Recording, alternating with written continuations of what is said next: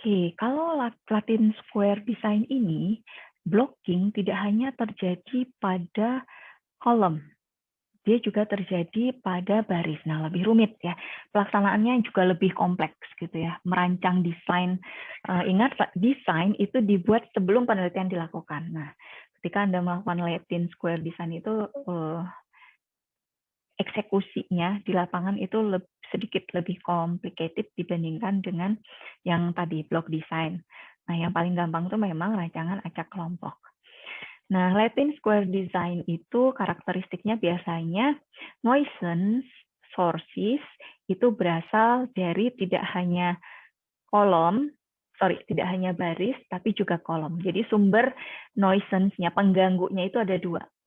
Ya, tidak hanya satu. Tadi kan yang blocking kolom hanya satu. Dia ada dua.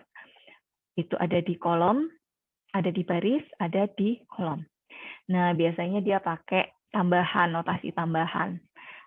Yaitu pakai Latin Square. Nah, ingat, karena namanya Latin Square, percobaannya itu hanya bisa square. Jadi kalau 4 kali 4 seperti itu.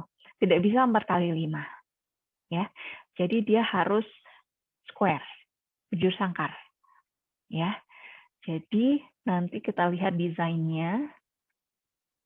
Ini persamaannya, model matematisnya. Jadi tidak hanya treatment, ya, main effect, tapi juga ada blocking kolom, ada blocking baris. Jadi sumber keragamannya sekarang kalau tadi 3, sekarang ada 4. Model matematisnya lebih rumit. Kalau manual juga lebih rumit. Tapi kalau pakai software itu gampang. Oke. Nah, ini penelitiannya begini. Ada 4 buah mesin, A, B, C, pembuat barang Z. Ya. Kemudian memperlihatkan kemampuan, dia ingin mengukur apa? Mengukur kemampuan produksi. Ya. Yang berbeda atau tidak. Dia ingin melihat 4 buah mesin ini signifikan nggak sih kemampuan produksi, perbedaan kemampuan produksinya, jangan-jangan nggak signifikan. Oke, hanya saja ketika kita melakukan mengeksekusi penelitian terkait 4 buah mesin, terkait penelitian kemampuan 4 buah mesin ini, dia itu ada nuisance-nya. Apa nuisance-nya? Operator yang mengoperasikan mesin tersebut, kecakapan operator yang mengoperasikan mesin tersebut, kemudian hari kerja. Ya, menurut si peneliti begitu. Kalau hari kerja Senin dengan hari kerja Selasa itu kayaknya beda deh. Kalau operator A dengan operator B itu kayaknya beda deh. Nah, dia wondering kalau operator yang mengoperasikan dan hari kerja ketika mesin itu dioperasikan itu berbeda. Dan dia tidak yakin bisa membuatnya homogen, sama. Oke, maka dia lakukanlah blocking, tidak hanya pada hari kerjanya saja, namun juga operator yang mengerjakan. Dan ingat, dia itu desainnya nanti bujur sangkar. Oke, salah satu syaratnya. Jadi, karena kondisinya seperti itu, peneliti membuat 4 operator, ingat bujur sangkar, dan 4 hari kerja, ya, sebagai nuisance faktor kolom dan baris. Ya, sehingga mesin tersebut diacak tidak boleh diacak sembarangan. Harus ditempatkan dalam sel bujur sangkar tiap baris dan tiap kolom.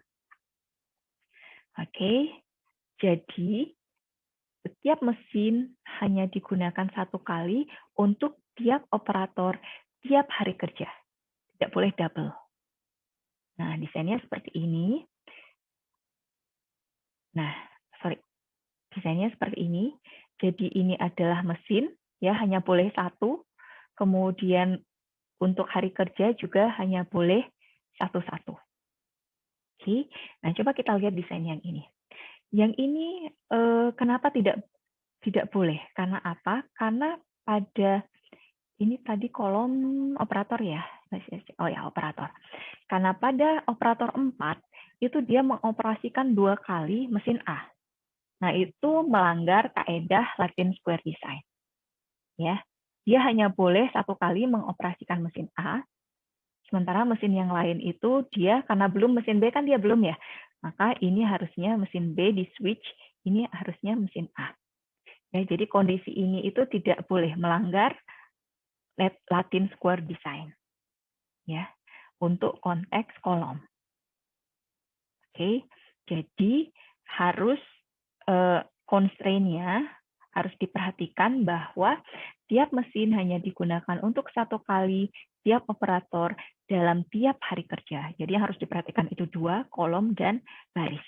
Beda dengan tadi, tiap bolt itu harus mengalami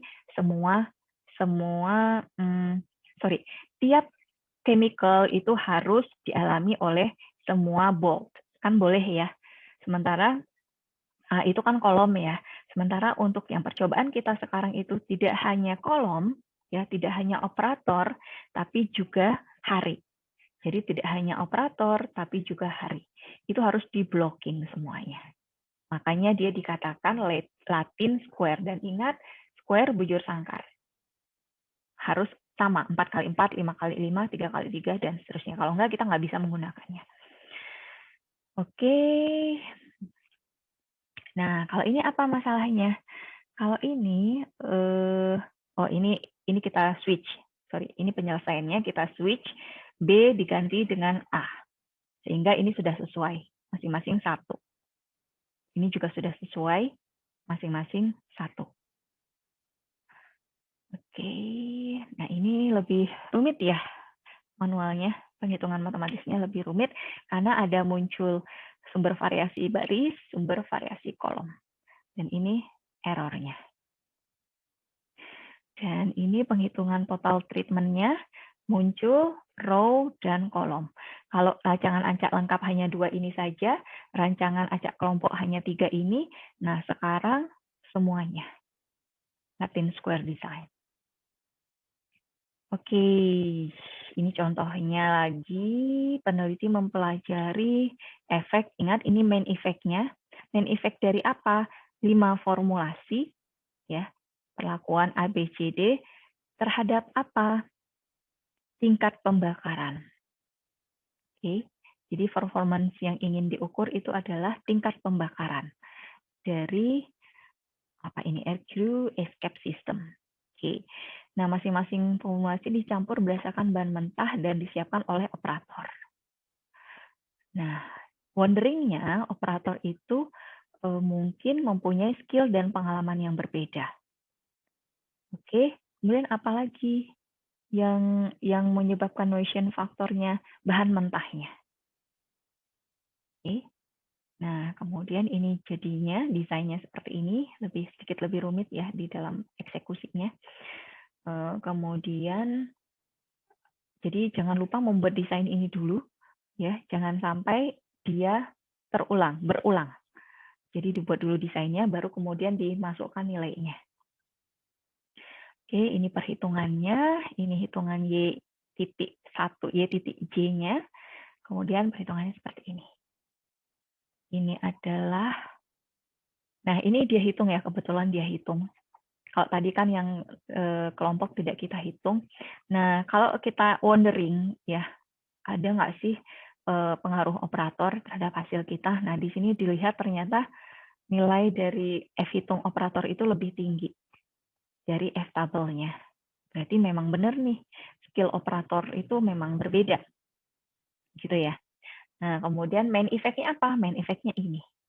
Bahwa formulasi memang memberikan pengaruh yang berbeda secara signifikan terhadap performance yang ingin kita ukur tadi. Sementara yang kita duga tadi bahan mentah, itu ternyata tidak berbeda. Oke. Nah, jadi ini itu adalah rancangan acak bujur sangkar Latin square design. Oke, saya pikir cukup ya. Apakah untuk ilmu teknologi pangan sering menghadapi bujur sangkar desain ini? Selama saya membimbing itu belum pernah ya yang rancangan percobaannya menggunakan bujur sangkar Latin. Tapi kalau rancangan acak kelompok iya, terutama untuk evaluasi sensoris ya. Evaluasi sensoris itu karena panelis Ya, karena yang digunakan itu kan manusia ya, panelis yang digunakan itu manusia, sehingga sulit kita mengkondisikan kemampuan panelis itu homogen, sama semuanya. Makanya biasanya kita cenderung menggunakan RAK. Menggunakan RAK dalam mendesain rancangan percobaannya. Sehingga panelis itu kita blocking. Ya, panelis itu kita blocking karena kita menduga mereka itu nggak seragam. Mereka itu nggak sama. Oke, jadi kalau rancangan acak kelompok, saya sering menemukan di penerapannya, implementasinya di ilmu teknologi pangan. Tapi yang bujur sangkalat ini selama saya membimbing itu belum pernah. Ya nggak tahu nanti ya ke depannya bagaimana. Yang penting Anda tahu dulu, oh ternyata desain itu, rancangan percobaan itu tidak hanya rancangan acak lengkap aja, ada yang lain-lain lagi. Ada kelompok, ada bujur sangkalatin. Nah, kalau nanti Anda sudah bicara 1 faktor, 2 faktor, nah itu lebih semakin kompleks rancangan acak Anda, rancangan percobaan Anda. Oke, mungkin itu saja dari saya. Berarti materi dari saya sudah semua ya. Ini adalah materi terakhir, rancangan acak bujur sangkar Latin. Mudah-mudahan bermanfaat. Lebih dan kurangnya saya mohon maaf. Assalamualaikum warahmatullahi wabarakatuh.